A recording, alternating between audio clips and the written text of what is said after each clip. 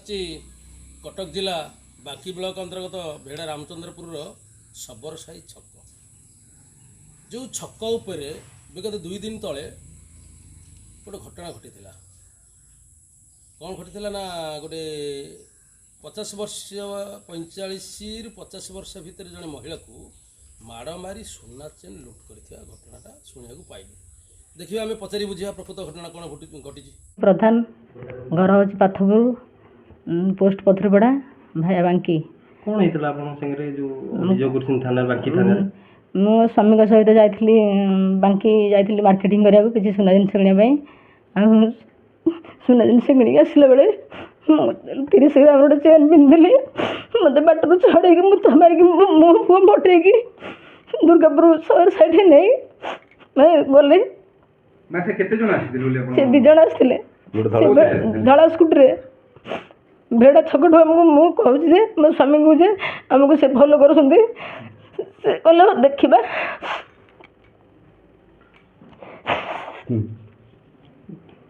ମୁଁ ଚେନ୍ ଛଡ଼େଇ ନେଇ ମୋତେ ମୋ ମୁହଁ ମୁଥା ମାରି ବ୍ଲିଡ଼ିଂ ହେଲା। ପୋଲିସରେ ଅଭିଯୋଗ କରିଥିଲେ? ପୋଲିସରେ ଅଭିଯୋଗ କଲେ ଆଜି ଯାଏଁ ସେ କିଛି ଇଏ ନେଉନାହାନ୍ତି। କ'ଣ ଆଶା ରଖିଛନ୍ତି? ପୋଲିସରୁ କ'ଣ ଆଶା ରଖିଛନ୍ତି? ମୋ ଜିନିଷ କିନ୍ତୁ ମୁଁ ଫେରି ପାଇବି। ସାର୍ ଆପଣ ପରିଚୟଟା ଦେବେ? ମୋ ନାଁ ଅଜୟ କୁମାର ପ୍ରଧାନ, ଗାଁ ହେଉଛି ପାଥପୁର, ବରପୁଟ ଜିପି, ପୋଷ୍ଟ ପଥରପଡ଼ା, ଆମର ଡିଷ୍ଟ୍ରିକ୍ଟ ବାଙ୍କି ଥାନା ଅଧୀନରେ କଟକ ଡିଷ୍ଟ୍ରିକ୍ଟ। କ'ଣ ହୋଇଛି ଆପଣଙ୍କ ସହିତ? କାଲି ଆମେ ସ୍ୱାମୀ ସ୍ତ୍ରୀ 2 ଜଣ ଯାକ ବାଙ୍କି ଯାଇଥିଲୁ ନାକ ଫୁଲ 2ଟା ଏକ୍ସଚେଞ୍ଜ କରିକି ଆଣିବା ପାଇଁ ଏବଂ ଗ୍ୟାସ୍ ଚୁଲା ନେଇଥିଲୁ ରିପେୟାରିଂ କରିବା ପାଇଁ। ପ୍ରଥମେ ଆମେ ଯାଇକି ଆଗ ଗ୍ୟାସ୍ ଚୁଲା ରିପେୟାରିଂ କରିବା ପାଇଁ ଚର୍ଚ୍ଚିକା ମନ୍ଦିର ତଳେ ଯେଉଁ ଗ୍ୟାସ୍ ଚୁଲା ରିପେୟାରିଂ ଅଛି ସେଇ ଦୋକାନରେ ଦେଲୁ। ତାପରେ ସେଠୁ ଗଲୁ ଜୁଏଲର୍କି, ବଲ୍ଲଭ ସାହୁ ସ୍ୱର୍ଣ୍ଣ ଅଳଙ୍କାର ଜୁଏଲର୍କି ପ୍ରଥମେ ଗଲୁ। ସେଠି ଦେଖିଲୁ ଯେ ତାଙ୍କ ବାପା ନାହାନ୍ତି, ରିପେୟାରିଂ କାମ ହୋଇପାରିବନି, ଆଉ ମନ ପସନ୍ଦର ହୋଇପାରିଲାନି, ତେଣୁ ଏକ୍ସଚେଞ୍ଜ ହୋଇପାରିଲାନି। ସେଠୁ ଫେରିକି ଗଲୁ ମନୋରଞ୍ଜନ ଜୁଏଲର୍କି। ମନୋରଞ୍ଜନ ଜୁଏଲରୀରୁ ପୁଣି ସେଠୁ ତାଙ୍କର ଦଶହରା ପାଇଁ ସବୁ ସଫାସଫି ଚାଲିଥିଲା, ସେ ମନା କଲେ ହୋଇପାରିବନି। ସେଠୁ ଗଲୁ ଲତା ଜୁଏଲରୀ, ଲତା ଜୁଏଲରୀରୁ ବାସୁଦେବ ଜୁଏଲରୀ, ବାସୁଦେବ ଜୁଏଲରୀରୁ ପୁଣି ସାହାଡ଼ାପଦା ଲାଇନ୍ରେ ଥିବା ଜ୍ୟୋତ୍ସ୍ନା ଜୁଏଲରୀକୁ ଯେ ଗଲୁ। ତାପରେ ସେଠୁ ଯେମିତି ପସନ୍ଦ ନ ହେଲା ସେଠୁ ଫେରିକି ଆସିକି ରାଧାକୃଷ୍ଣ ଜୁଏଲରୀକି ଗଲୁ। କେଉଁଠି ହେଲାନି ମନ ମୁତାବକ ସେ ଏକ୍ସଚେଞ୍ଜ କରିବା ପାଇଁ। ଯେତେବେଳେ ନ ହେଲା ସେଠୁ ପୁଣି ଚିନ୍ତା କଲୁ, ପୁଣି ଆହୁରି ବଲ୍ଲଭ ସାହୁ ସ୍ୱର୍ଣ୍ଣ ଅଳଙ୍କାର ଯେଉଁ ଦୋକାନ ଅଛି ସେଠିକି ଆସିକି ରିପେୟାରିଂ କଲୁ। ରିପେୟାରିଂ କରିବା ପରେ ତାପରେ ସେଠୁ ଆମେ ବ୍ୟାକ୍ କଲୁ ସିଧାସଳଖ ସେ ଯେଉଁଠି ଗ୍ୟାସ୍ ଚୁଲା ଦେଇଥିଲୁ ରିପେୟାରିଂ କରିବା ପାଇଁ ଚର୍ଚ୍ଚିକା ମନ୍ଦିର ତଳେ। ଚର୍ଚ୍ଚିକା ମନ୍ଦିର ତଳେ ସେଠି ଗ୍ୟାସ୍ ଚୁଲା ଟେଷ୍ଟ କରି ଆମେ ବାଇକ୍ରେ ବସି 2 ଜଣ ଯାକ ଘରକୁ ଫେରିଲୁ। ପ୍ରାୟ ସମୟ ହେବ 7:45 ପାଖାପାଖି। ବାଙ୍କିରୁ ଯେତେବେଳେ ଆମେ ଫେରିଲୁ ଭେଡ଼ା ଛକଠି ମିସେସ୍ ସେ ପଛରେ ବସନ୍ତି, ଗାଡ଼ିର ଲାଇଟ୍ଟା ଭଲ ନାହିଁ, ମୋର ସ୍ପ୍ଲେଣ୍ଡର ପ୍ଲସ୍ ଗାଡ଼ିଟା। ଆଉ ଯେତେବେଳେ ଆମେ ଭେଡ଼ା ଛକ କ୍ରସ୍ କରିଛୁ ଆଉ 2-3 ଜଣ ବାଇକ୍ ବାଲା ମୋ ସାଙ୍ଗରେ ଥିଲେ। ସେମାନେ ଆସିଲା ପରେ ପରେ ତାଙ୍କ ପଛେ ପଛେ ଗୋଟେ ଧଳା ସ୍କୁଟିରେ 2 ଜଣ ଲୋକ ଆସିଲେ। ସେମାନେ କ'ଣ କଲେ, ଆମକୁ ସେ ରାସ୍ତା ସେଇ ଭେଡ଼ାରୁ କେଉଁଠୁ ସାହି ମଝିରେ ମାନେ କ୍ରସ୍ କରିକି ସ୍ପିଡ଼ି ପୁରା ପଳେଇ ଆସିଲେ, ଆସିକି ସେ ରଗଡ଼ି ଆଡ଼କୁ ମୁହାଁଇଛନ୍ତି। ତାପରେ ଯେତେବେଳେ ସେମାନଙ୍କ ଗାଡ଼ି ଭଲ ଥିଲା ସେମାନେ ସ୍ପିଡ଼ି ସବୁ ପଳେଇ ଆସିଲେ, ମୋ ଗାଡ଼ିଟା ଭଲ ନଥିଲା, ମୁଁ ଧୀରେ ଧୀରେ ଆସୁଥିଲି। ତାର ମିସେସ୍ ସେଠୁ କହିଲେ ଯେତେବେଳେ ଆମେ କେଉଁଠୁ ସାହି ଆଡ଼କୁ ମାନେ ମୁହାଁଇଲୁ ବ୍ରହ୍ମପୁର ଆଡ଼େ ଆସିବା ପାଇଁ, ସେତେବେଳେ ସେଇ ସ୍କୁଟିଟା ଆମ ପଛରେ ଆସିଲା। ମୋତେ ସେତିକିବେଳେ ମିସେସ୍ କହିଲେ ଏଇ ସ୍କୁଟିଟା ବୋଧେ ଆମକୁ ଫଲୋ କରୁଛି ନା କ'ଣ। ମୁଁ କହିଲି ନାଇଁ ମ, ସମୟ ଏତିକି ହେଇଛି, ଏଇ 8ଟା ଭିତର କଥା, ଆଉ କ'ଣ ଏଇଠି ଲୋକ ତ ଯିବା ଆସିବା କରୁଛନ୍ତି, ଆଉ କ'ଣ ଏମିତି ଆମକୁ କ'ଣ ଅଛି କିଏ ଫଲୋ କରିବ। କିନ୍ତୁ ଆଉ ଚେନ୍ଟା କଥା ଆଉ ମୋର ଧାରଣା ନଥିଲା ଯେ ଚେନ୍ଟାକୁ ସେମାନେ ଏମିତି ଦେଖିଦେଇଥିବେ କି ନେଇଯିବେ କି କ'ଣ କରିବେ ବୋଲି। ତାପରେ ସେଠୁ ଯେତେବେଳେ ଆସିଲା ପରେ ସେ କେଉଁଠୁ ସାହିର ପ୍ରଥମ ହମ୍ପସଟା ଡେଇଁଲା ପରେ ଗୋଟେ ବଡ଼ ଟ୍ରକ୍ଟେ ଯାଉଥିଲା, ସେଠି ଆମେ ତାକୁ କ୍ରସ୍ କରି ନେବାରେ ଗାଡ଼ି ସ୍ଲୋ ହୋଇଗଲା। ତାପରେ ସେଠୁ କ'ଣ କଲୁ, ସିଏ ଯେତେବେଳେ ଟ୍ରକ୍ଟା ଆମକୁ କ୍ରସ୍ କରୁଛି ସେତେବେଳେ ସେ ଧଳା ସ୍କୁଟିଟା ଆମ ପଛପଟୁ ଖୁବ୍ ସ୍ପିଡ଼ି ସେଠି ଆମକୁ ଓଭରଟେକ୍ କରିକି ସେ ଆଗକୁ ଆସିଲା, ବ୍ରହ୍ମପୁର ଆଡ଼କୁ ମୁହାଁଇଲା। ତା ଆଗରେ ଗୋଟେ ମାନେ ଗୋଟେ 407 ଗାଡ଼ି ଯାଉଥିଲା, ତା ପଛ ପଛେ ପୁରା ସ୍ପିଡ଼ରେ ସେ ଆସିଲା। ମୋତେ ମିସେସ୍ କହିଲା ସେଇ ଗାଡ଼ିଟା ସେ ଆମକୁ ଫଲୋ କରୁଛନ୍ତି ବୋଧେ, ତେଣୁ ମୋର ଟିକେ ସନ୍ଦେହ ହେଉଛି। ମୁଁ କହିଲି ହଉ ଠିକ୍ ଅଛି, ଯଦି ମୁଁ ତାହେଲେ ଗାଡ଼ିଟାକୁ ଲକ୍ଷ୍ୟ ରଖୁଛି, ଦେଖିବା ଗାଡ଼ିଟା ଯାଉଛି ସେ ଗାଡ଼ି ପଛେ ପଛେ ନା ବାଟରେ କେଉଁଠି ରହୁଛି। ଯଦି କେଉଁଠି ରହିବ ଦେଖିବା କ'ଣ ଗୋଟେ ଚିନ୍ତା କରିବା, ଆଉ ନହେଲେ ଆମେ ରହିଯିବା କି ବ୍ୟାକ୍ କରି ଆସିବା ଆଉ। କିନ୍ତୁ ସେଇ ଯେଉଁ ଦୁର୍ଗାପୁର ଶବର ସାହି ଯେଉଁ ଛକ ଅଛି ସେଠି ସେ ପର୍ଯ୍ୟନ୍ତ ଗାଡ଼ି ଆଉ ସେଠିକିନି ଆଉ ଗାଡ଼ିଟା ଦେଖାଗଲାନି ସ୍କୁଟିଟା। କିନ୍ତୁ ଦେଖିଲା ବେଳକୁ 407ଟା କ୍ରସ୍ କରିଗଲାଣି, ଆଉ ସେ ସ୍କୁଟି ଲାଇଟ୍ଟା ମୋତେ ବ୍ୟାକ୍ ଲାଇଟ୍ଟା ଦେଖାଗଲାନି। ଯେ ଯେତେବେଳେ ସେଇ ପ୍ରଥମ ହମ୍ପସରେ ଯାଇକି ଆମେ ପହଞ୍ଚୁ ସବରସାହି ଯେଉଁ ଛକରେ, ସେ ହମ୍ପସରେ ଗାଡ଼ିଟା ସ୍ଲୋ ହେଲା ବେଳକୁ ସେ ମିସେସ୍ ବସିଛି ଠିକ୍ ଛକ ମଝିରେ ଯେତେବେଳେ ପହଞ୍ଚାଛୁ, ଦୁଇଟା ହମ୍ପସ ମଝିରେ ଆମେ ରହିଛୁ, ହଠାତ୍ ସେଇ ଛକଟା ଅନ୍ଧାରିଆ ଥିଲା, ଗୋଟେ ଲାଇଟ୍ ଥିବା ସତ୍ତ୍ୱେ ତଥାପି ସେଠି ଗଛ ଡାଳ ଯୋଗୁଁ ଅନ୍ଧାର ହୋଇଥିଲା।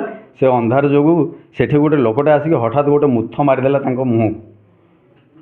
ତାଙ୍କ ମୁହଁଟା ଥୋଡ଼ିଟା ଉପର ଥୋଡ଼ିଟା ପୁରା ଫାଟିଗଲା ଭିତର ପଟ, ବ୍ଲିଡ଼ିଂ ହେଲା। ସେ ଏମିତି ପଛକୁ ଝୁଙ୍କି ପଡ଼ିଲେ। ପଛକୁ ଯେତେବେଳେ ଝୁଙ୍କି ପଡ଼ିଛନ୍ତି, ସେ ସେତେବେଳେ ଚେନ୍ଟାକୁ ଭିଡ଼ିକି ନେଇକି ପଳେଇଗଲେ। ଇଏ ସେତେବେଳେ ମୋତେ କହୁଛନ୍ତି ଯେ ନେଇଗଲେ ଚୋର ନେଇଗଲା, ମୋ ଚେନ୍ ନେଇଗଲା। ଆଉ ସେ ଓହ୍ଲେଇ ପାରୁନାହାନ୍ତି ନା, ମୋ ଗାଡ଼ିଟା ସିନା ଷ୍ଟପ୍ କଲେ ସେ ଓହ୍ଲେଇବେ, ସେ ଆଉ ଓହ୍ଲେଇ ପାରିନାହାନ୍ତି।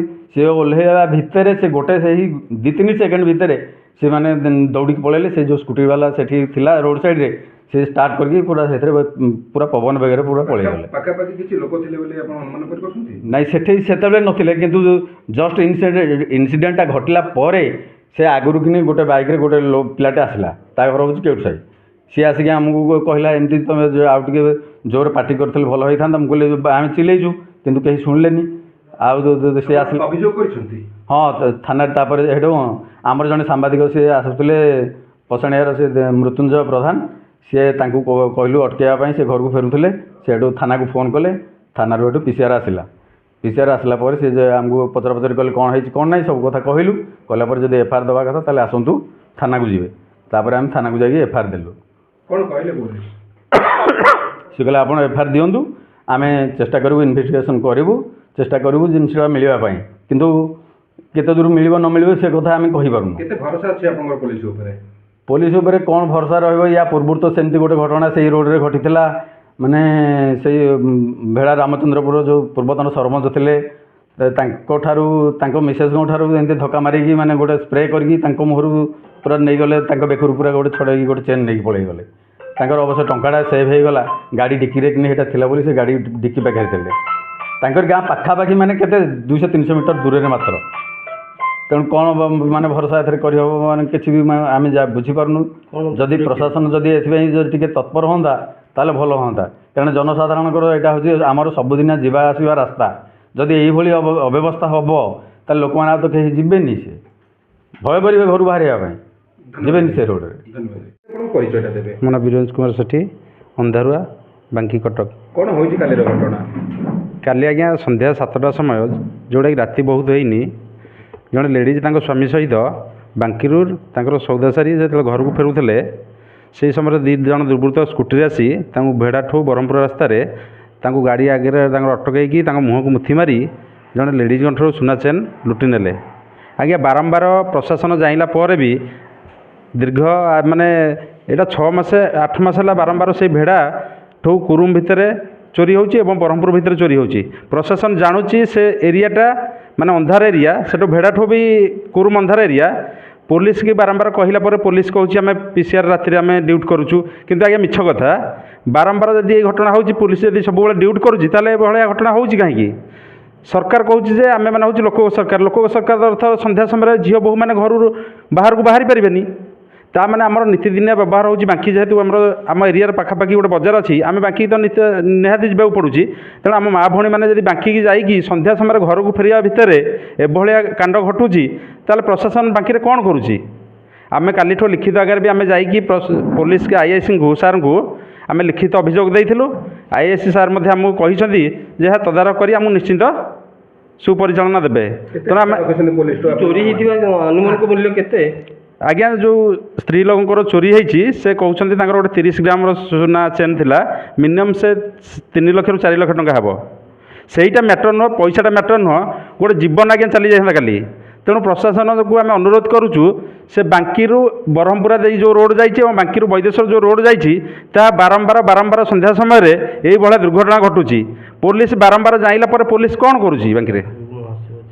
ଆଗକୁ ଆମେ ଅନୁରୋଧ କରୁଛୁ ବାଙ୍କି ପ୍ରଶାସନକୁ, ଆଗକୁ ବାଙ୍କି ମହୋତ୍ସବ ଅଛି, ତେଣୁ ଆମର ପିଲା ଏବଂ ମା' ଭଉଣୀମାନେ ଏବଂ ସବୁ ଲୋକମାନେ ବାଙ୍କି ମହୋତ୍ସବ ଦେଖି ଯିବେ। ସେମାନେ ତ ନିଶ୍ଚିନ୍ତ ଭାବରେ ରାତିରେ ଯେହେତୁ ମହୋତ୍ସବ ହେଉଛି, ସେମାନେ ରାତିରେ ଫେରିଲା ବେଳକୁ 10ଟା 11ଟା ହେବେ। କାଲି ଯେଉଁ ଭଉଣୀ ସହିତ ଏଭଳି ଘଟଣା ଘଟିଛି, ଆମେ ବାଙ୍କି ପ୍ରଶାସନକୁ ଅନୁରୋଧ କରୁଛୁ ଏଭଳି ଘଟଣା ଯେମିତି ବାରମ୍ବାର ନ ଘଟେ। ଯଦି ଆଗାମୀ ଦିନରେ ଏଇଭଳି ଘଟଣା ଘଟିବ, ବାଙ୍କି ପୋଲିସ ଏବଂ ପ୍ରଶାସନକୁ ଆମେ କଡ଼ା ଜବାବ ଦେବୁ ଏବଂ ରାସ୍ତା ଅବରୋଧ କରିବୁ ଏବଂ ଆଗାମୀ ଦିନରେ ବାଙ୍କି ରାଜରାସ୍ତାରେ ନିଆଁ ଜଳିବ। ଧନ୍ୟବାଦ।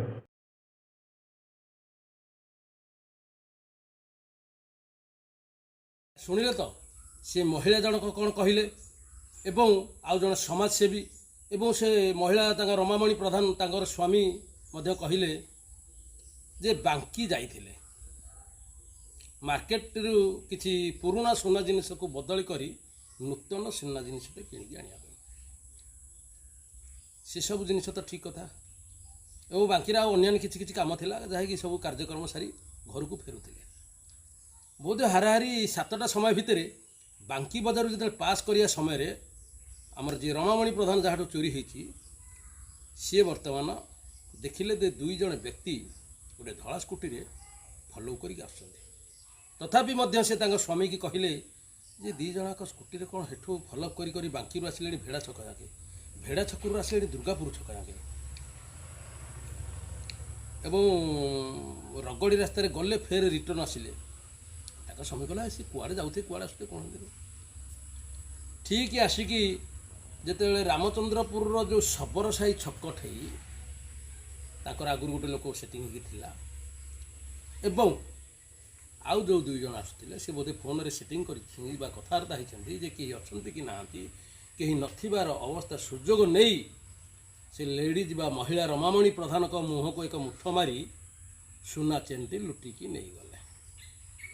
କିନ୍ତୁ ବଡ଼ ଦୁଃଖର କଥା ବାଙ୍କିରୁ ଭେଡ଼ା ଏବଂ ଭେଡ଼ାରୁ ଅନୁଆରୀ ଛକ ଭିତରେ ଚୋରି ହୁଏ ବୋଲି ଆମେ ଜାଣିଛୁ। ଅବଶ୍ୟ ଗୋଟେ କଥା କହିବାକୁ ଗଲେ ଚଳେ କ'ଣ ନା ବାଙ୍କିରୁ ବ୍ରହ୍ମପୁରା ରାସ୍ତାରେ ମେଘାତୋଟାଠେ ଚୋରି ହୁଏ ବୋଲି ଆମେ ଶୁଣି ଆସୁଛୁ। କାହିଁକିନା ମେଘାତୋଟାଟା ନିଛାଟିଆ ଜାଗା, ସେ ଜାଗାଟା ଚୋରି ହୁଏ, ଏହା ଠିକ୍ କଥା। କିନ୍ତୁ ଏ ଯେଉଁ ଘଟଣା ଘଟିଲା ଯେ ଶବର ସାହି ଛକରେ ଯେଉଁ ଘଟଣାଟା ଘଟିଲା ଟିକେ ବୋଧେ ସନ୍ଦେହ ହେଉଛି ବୋଧେ ସେ ଆଖପାଖର କିଛି ବ୍ୟକ୍ତି ଆ ଭିତରେ ସମ୍ପୃକ୍ତ ଅଛି। କାହିଁକି ନା ସେ ଛକରେ ସବୁଦିନ ଲୋକ ଗହଳି ଚହଳି ହୁଏ, କିଛି ନା କିଛି ବ୍ୟକ୍ତି ସେଠି ବସନ୍ତି ଉଠନ୍ତି ସେ ଛକ ଉପରେ। କିନ୍ତୁ ସେଦିନ ସମୟରେ 7ଟା ସନ୍ଧ୍ୟା ମାତ୍ର ସମୟରେ କେହି ନଥିବାର ଅବସ୍ଥା ଯେତେବେଳେ ଦେଖି ଏ ଦୁର୍ବୃତ୍ତମାନେ ଲୁଟମାର କରିଛନ୍ତି। କିନ୍ତୁ ଏଥିରେ ବୋଧେ ଅନୁମାନ କରି ହୁଏ ଯେ ସେଇ ସର୍କଲରେ କିଛି ବ୍ୟକ୍ତି ତା ଭିତରେ ସମ୍ପୃକ୍ତ ଅଛନ୍ତି। ଛାଡ଼ ସେ ଯାହା ବି ହେଉନା କାହିଁକି ଆଜି ଚୋରି କାହିଁକି ହେଉଛି ଏବଂ କ'ଣ ପାଇଁ ହେଉଛି। ଯଦି ପୋଲିସର ପେଟ୍ରୋଲିଂ ବା ବାଙ୍କି ପ୍ରଶାସନର ଯଦି ପେଟ୍ରୋଲିଂଟା ଠିକ୍ ସମୟରେ ହେଉଥାନ୍ତା ବା ଠିକ୍ ପରିବର୍ତ୍ତ ଭାବେ ହେଉଥାନ୍ତା ଆଜି ଚୋରି ହୁଅନ୍ତା ନାହିଁ। ନା ବାଙ୍କିରୁ ଅନୁଆରୀ ହେଉ ନା ବାଙ୍କିରୁ ବ୍ରହ୍ମପୁରା ରାସ୍ତା ହେଉ କୌଣସି ରାସ୍ତାରେ ଚୋରି ହୁଅନ୍ତା ନାହିଁ। ପୋଲିସର ପେଟ୍ରୋଲିଂ କଡ଼ାକଡ଼ି ନାହିଁ, ଚୋରମାନଙ୍କୁ ସୁବିଧା ହୁଏ। କ'ଣ ପାଇଁ ଏ ମୋହନ ମାଝୀ ସରକାର କ'ଣ ପାଇଁ ତେବେ ପୋଲିସ ପ୍ରଶାସନକୁ ବର୍ତ୍ତମାନ ଏତେ କଡ଼ାକଡ଼ି ନଜରରେ ଦେଖୁନାହାନ୍ତି। ଯଦି ଗୋଟେ ଏରିଆରେ ନାରୀ ସୁରକ୍ଷା ନ ପାଇଲା ତେବେ ବିଜେପି ସରକାରର ଥାଇ ଲାଭ କ'ଣ। ସମସ୍ତେ କୁହନ୍ତି ବା ଆଗରୁ ଯେତେବେଳେ ବିଜେଡ଼ି ଯେତେବେଳେ 30 ବର୍ଷ ଶାସନରେ ଥିଲା ଏଇ ବିଜେପି ହେଉ ନା କଂଗ୍ରେସ ହେଉ କହୁଥିଲେ ତାଙ୍କ କୁଜି ନେତାମାନେ କୁହନ୍ତି ଯେ ବିଜେଡ଼ି ସରକାର ଅପାରଗ ସରକାର, ତା ସମୟରେ ଚୋରି ହେଉଛି, ଡକାୟତ ହେଉଛି, ମର୍ଡର ହେଉଛି, ସବୁ ଠିକ୍। କିନ୍ତୁ ବର୍ତ୍ତମାନ ବିଜେପି ସରକାର ଗୋଟିଏ ବର୍ଷ ତ ହେଇନି, ବୋଧେ ହାରାହାରି 5-6 ମାସ ହେଇଥିବ ମୁଁ ଯାହା ଅନୁମାନ କରିପାରୁଛି। ଏଇ 5-6 ମାସ ଭିତରେ ଏତେ ଅନ୍ୟାୟ ଏତେ ଦୁର୍ନୀତି ବଢ଼ି ଚାଲିଛି ଯାହାକି ହିସାବ ନାହିଁ। କଥାରେ ନାହିଁ ଚାଲୁଣି କହୁଛି ଛୁଞ୍ଚିକିଲୋ ତ ଗାଣ୍ଡିରେ ଗୋଟେ କଣା, ଏ ଶଳା ଚାଲୁଣି ଗାଣ୍ଡିରେ କେଇଟା କଣା ଏଇଟା ବି ଜାଣିପାରୁନି ବିଜେପି ସରକାର। ଯଦି ପ୍ରକୃତ ବିଜେପି ସରକାର ଠିକ୍ ଭାବେ କାର୍ଯ୍ୟ କରେ ତେବେ ଭଲ କଥା, ନଚେତ ଆଗାମୀ ଦିନର ନିଶ୍ଚିନ୍ତ ପରିବର୍ତ୍ତନ ହେବ। କିନ୍ତୁ ଏଠି କହିବାର କଥା କ'ଣ ଏ ବାଙ୍କି ପୋଲିସ ପ୍ରଶାସନକୁ ଜଣାଇ ଦିଆଯାଉଛି ଯେ ଏ ନ୍ୟୁଜ୍ ପ୍ରସାରଣ ପରେ ଏ ଯେଉଁ ରମାମଣି ପ୍ରଧାନର ସୁନା ଚେନ୍ ଲୁଟ୍ ହେଇଥିବାକୁ ନେଇ ତଦନ୍ତ କରି ତାର ଜିନିଷ ତାକୁ ଫେରସ୍ତ କରାଯିବ, ତେବେ ସେ ଲୋକ ନିଶ୍ଚିତ ଖୁସି ହେବ। କିନ୍ତୁ ତା ବାଦ ଏବେ ଆସୁଛି ଆମର କୁଆଁର ପୂର୍ଣ୍ଣମୀ ଯାତ୍ରା, ଯାହାକି ଚୋରି ତ ଅନେକ କିଛି ହେବ। ଯଦି ପ୍ରକୃତ ବାଙ୍କି ପ୍ରଶାସନ ଏହା ଉପରେ ଟିକେ ଦୃଷ୍ଟି ପକାଇବ, ଯାହା ପୋଲିସର ପେଟ୍ରୋଲିଂଟା ଯଦି ଟିକେ କଡ଼ାକଡ଼ି ହେବ, ତେବେ ବୋଧହୁଏ ଚୋରି ଘଟଣା ଏତେ ଘଟିବନି। ଏବଂ এই ନ୍ୟୁଜ୍ ପ୍ରସାରଣ ପରେ ଦେଖାଯାଉ ରମାମଣି ପ୍ରଧାନ କି ପ୍ରକାର ନ୍ୟାୟ ପାଉଛି, ଦେଖିବାକୁ ବାକି ରହିଲା। କଟକ ଜିଲ୍ଲା ବାଙ୍କିରୁ ମୃତ୍ୟୁଞ୍ଜୟ ପ୍ରଧାନଙ୍କ ରିପୋର୍ଟ, ବ୍ରହ୍ମକିଳା ନ୍ୟୁଜ୍।